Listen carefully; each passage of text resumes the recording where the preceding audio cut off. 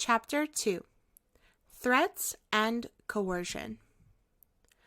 The entire educational system can only function through threats and coercion. Whether I like to admit it or not, I too am guilty of threatening my students. And if you think that you are innocent of throwing out the occasional threat, then pay attention for some of the following if-then statements. If you don't listen to me, then I'm going to call your parents. If you don't put your phone away, then I'll take it from you. If you don't pass, then you'll fail and repeat the whole year.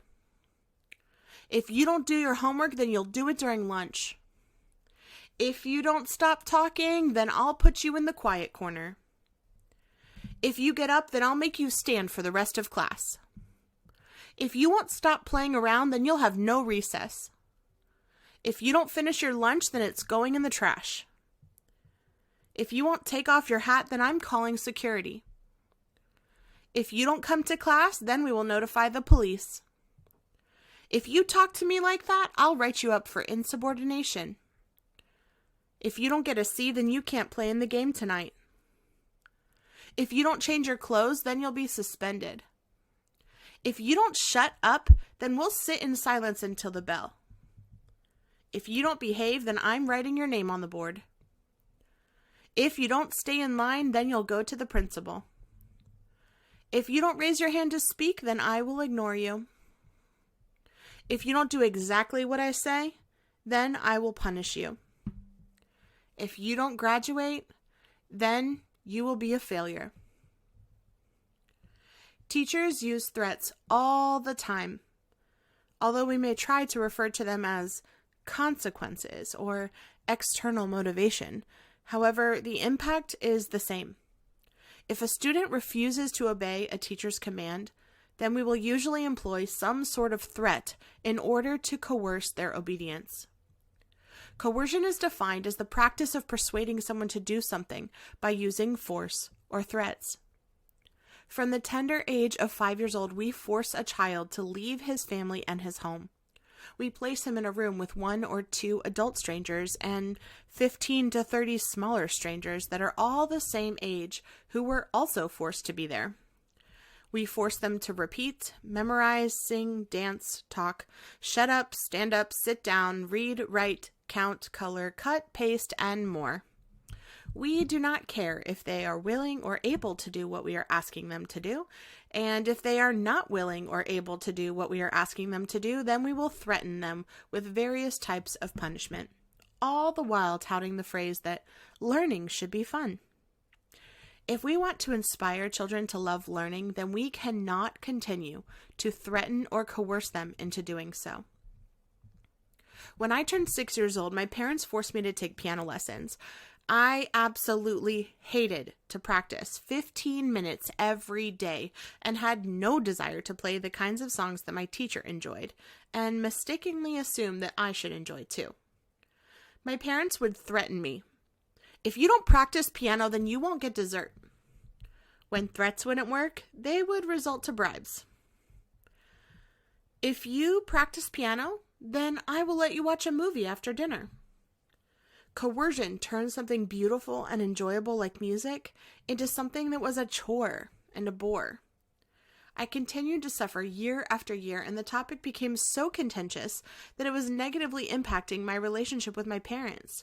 It seemed as though all we did was fight about playing the piano.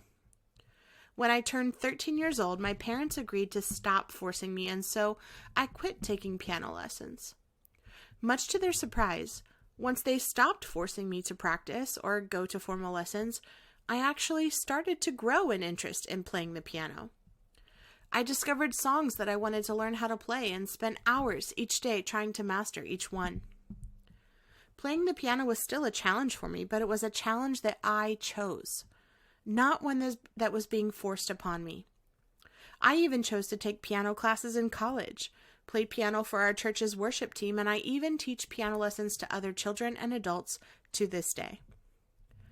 Force completely removes the fun from learning. The exact same thing happens in public school on a daily basis. We force children to learn topics that they have absolutely zero interest in and absolutely zero practical use for at the stage in their lives. We force them to study random topics that some curriculum designer thinks that they should learn about, and then we threaten them for not being interested or able to learn that topic or skill yet. We force them to occupy their time and energy with meaningless tasks and threaten to punish them if they fail to comply. As someone who has taught every grade from kindergarten through 12th grade, I will say that it has been one of the most depressing and heart-wrenching experiences for me to observe my students as they make their way through the public school system. I was the first person to greet Raquel as she entered school for the first time. I can remember how she poked her head out from behind her mother's dress. Her eyes darted around the room as she tried to take it all in.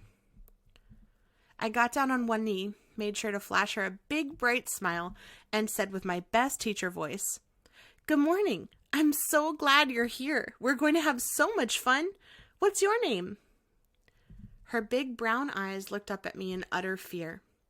She bit her lower lip and her knuckles turned white as she clenched her mother's dress even tighter. "Raquel," answered her mother. "Se llama Raquel." I gently reached out my hand, and she took it. I helped remove Raquel's backpack that weighed more than she did, and showed her which desk would be her special place for the rest of the year. Her mother waved goodbye, and little Raquel's eyes filled with tears. After a few weeks, Raquel would run into my classroom, leaving her mother walking briskly behind her, throwing her arms around me for a big hug. "What will we learn about today, Miss Harders?"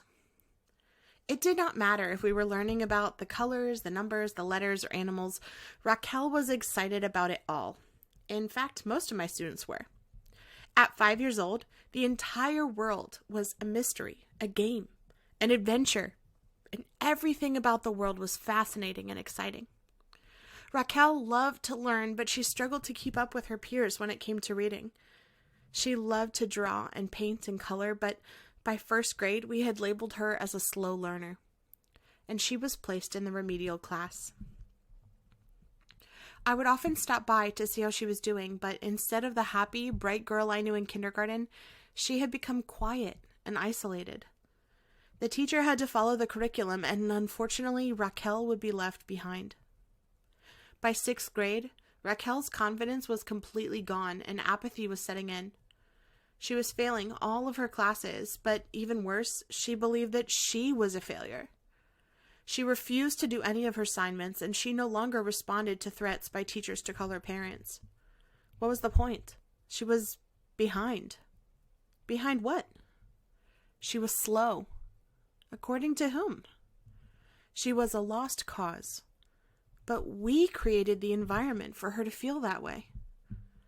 Imagine for a moment that there were no grades, no standardized tests, no quizzes, no homework, nothing to fail, and everything to learn. Imagine for a moment that there was no curriculum designed by politicians or adults so far removed from the classroom or from children. Imagine for a moment that each individual unique child had the freedom to pursue his or her own unique passions and interests, completely free from threats and coercion. Imagine the possibilities that would open up if children were truly free to learn what and when and how they desired. What beautiful things they would create. But instead, we choose threats and coercion. Threats and coercion find their place on the power and control wheel of abuse because threats and coercion are violence against free human beings, even the tiniest of humans. Mahatma Gandhi once said, "One who uses coercion is guilty of deliberate violence. Coercion is inhuman." Coercion is violence because it kills. It kills creativity and curiosity. It kills compassion and connection. It kills cooperation and collaboration. And while few people would ever want to admit that they were using coercion, especially against a child, it is important for us to acknowledge and admit that we have, and we do. As a teacher and as a parent, we have all used threats and coercion against the children in our care, but How can we know if we are using threats or coercion in our interactions with our children? Ask yourself, am I making or carrying out threats or punishment? Am I threatening a loss of freedom? Am I threatening authority involvement or prison? Am I threatening fines or financial consequences? Am I manipulating? Am I bribing? Pay attention to any time that you use an if-then statement like I mentioned in the beginning of this chapter. Look for the ways that you utilize punishment. As teachers, we often threaten and coerce children with punishment. Whether it is detention or a D on the top of your paper, we punish. All forms of punishment are detrimental to children, and they are detrimental to our relationship with children. We threaten children with the loss of freedom. If they do not do everything that we want them to do, they will lose recess time or lunchtime. They will lose the opportunity to participate in activities with the group. They will not be permitted to speak to their friends. But we do not only threaten bad children with the loss of freedom. All children in school are devoid of individual basic God-given freedoms and rights. In public school, there is no freedom of speech. There is no freedom of religion. There is no freedom to petition or file a redress against authority. There is no freedom of assembly. There is no freedom of movement. There is no freedom of privacy. There is no freedom from unreasonable search and seizure. And now, in some cases, there is no freedom to even breathe. There is no freedom. Every child in school is indeed a slave. We merely allow them the freedom to choose if they will be a good slave or a bad slave, but a slave they will always be. And if we, as toxic teachers, have the misfortune of being stuck with a bad slave in our classroom, then we continue to threaten to call the parent or the principal or the security guard or even the police when they don't do what we want. While most people would readily admit that threats and coercion are evil and harmful, there is yet another form of coercion that most people actually believe to be good: the bribe. We attempt to coerce our students into getting good grades by bribing them with meaningless letters, pointless pieces of paper, and absurd accolades. We attempt to coerce our students into behaving well, which is simply code for blind obedience, by bribing them with toys and trinkets and stickers and candy. Perhaps we will dish out some extra credit, bonus points, or a few minutes of extra fun on the playground. Heaven forbid that we actually assume that a human being might freely choose to make a moral decision on their own. Coercion is not only inhuman and immoral, but it is also illegal. Black's law definition defines duress as any unlawful threat or coercion used to induce another to act or refrain from acting in a manner they otherwise would not or would. Most states have criminal charges for coercion and allow for civil action to be taken by district attorneys or the attorney general. However, few are willing to stand against the coercive practices of a toxic teacher in a toxic system that are being enforced upon our children.